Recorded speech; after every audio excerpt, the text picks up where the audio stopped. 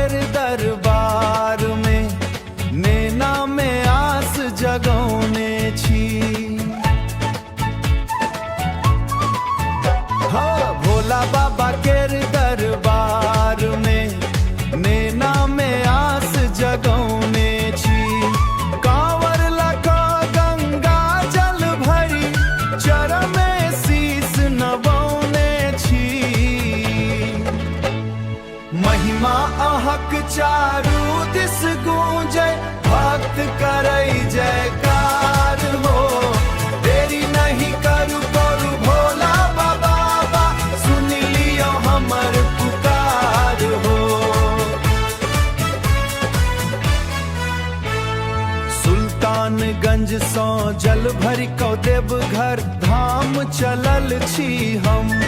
बोलबम केर नारा लगबैत अहक नाम जपल छी हम। रास्ता कठिन सही मुदा बाबा मन में अटल विचार हो। देरी ही नहीं करू भोला बाबा सुन लियो हमर पुकार हो। महिमा अहक चारू दिस गूंजे भक्त करई जयकार हो। देरी नहीं करू करू भोला बाबा सुन लियो हमर पुकार हो।